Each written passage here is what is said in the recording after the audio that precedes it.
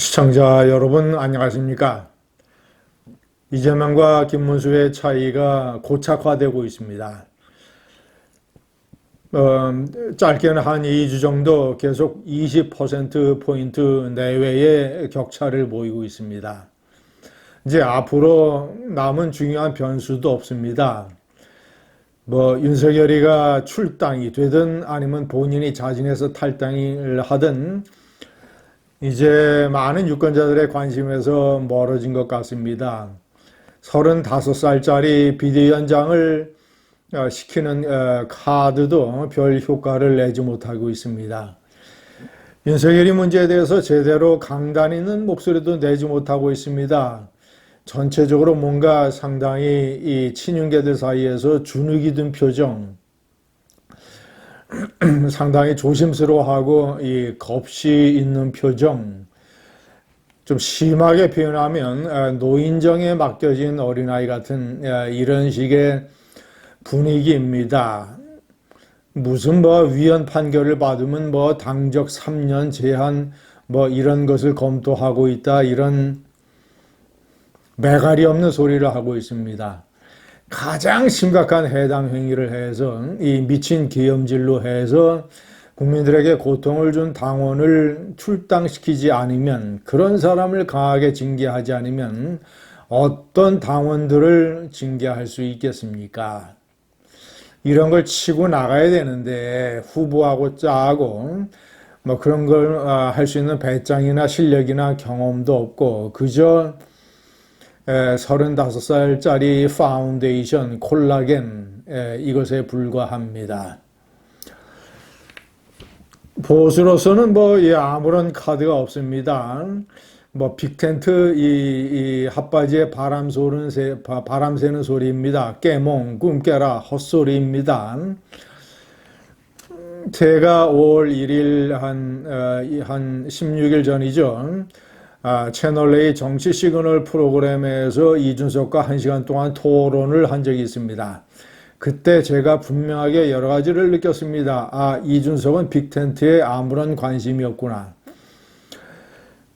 만약에 딱 하나 빅텐트를 할 가능성이 있다면 한동훈이가 후보가 돼서 한동훈이 바람이 일어나서 한동훈이가 이재명을 10%포인트 내로 따라 붙으면 그때서야 이준석이가 빅텐트를 생각해 볼 수 있겠구나라는 상황까지도 제가 이준석에게 얘기를 했습니다. 이준석은 크게 부인하지 않았습니다.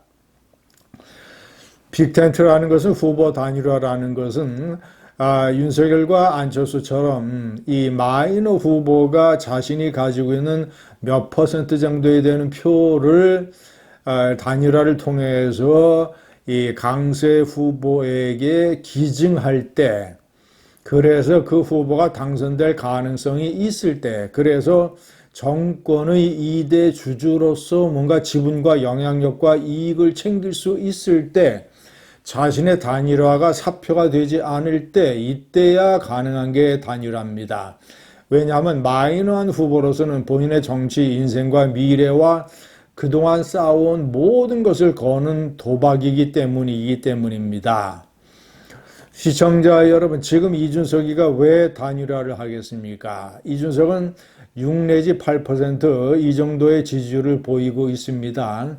그런데 격차가 20% 나는 김문수의 자기 표를 합쳐봐야 그 표가 100% 간다는 보장도 받고 합쳐봐야 사표가 되고 그저 마이너한 후보의 고사로 끝날 것입니다.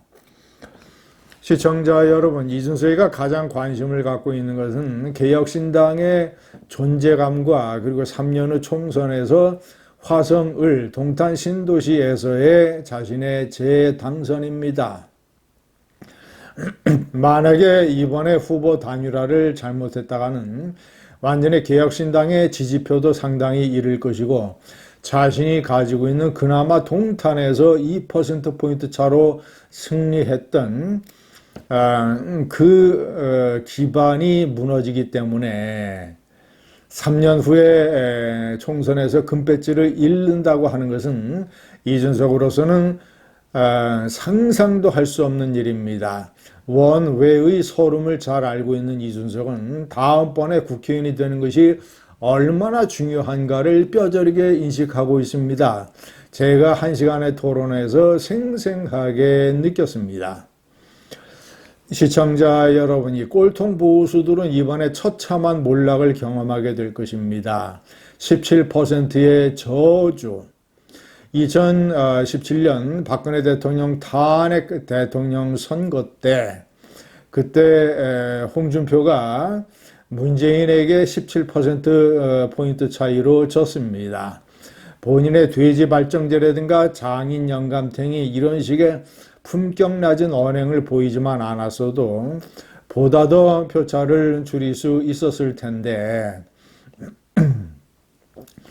이 품격 낮은 홍준표 후보가 보수의 처참한 패배를 가져왔습니다. 17%.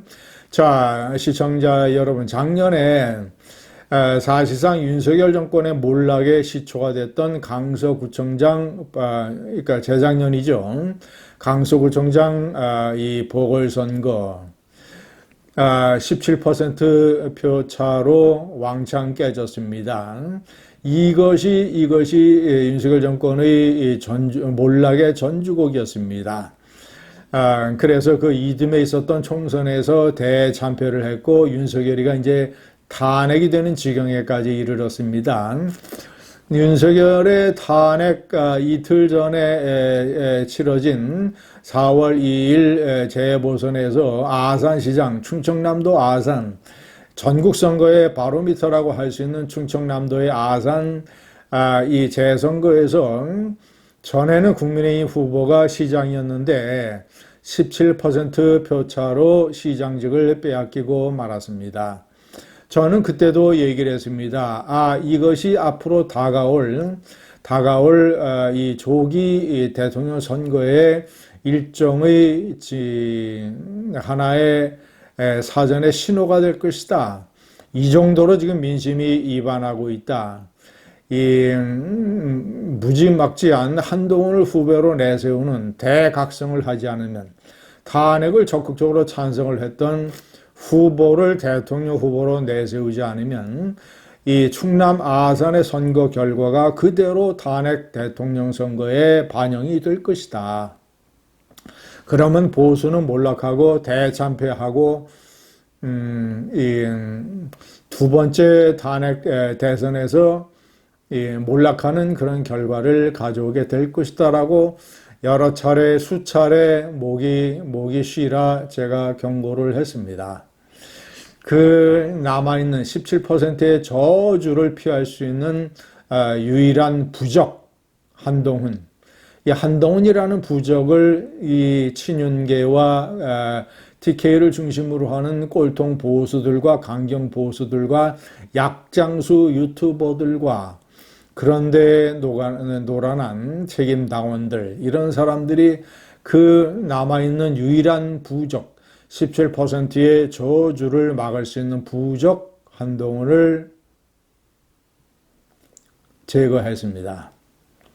그러니 17%의 저주는 당연한 것이고 이번 대통령 선거에서 그런 꼴보들은 처참한 몰락을 경험하게 될 것입니다. 감사합니다.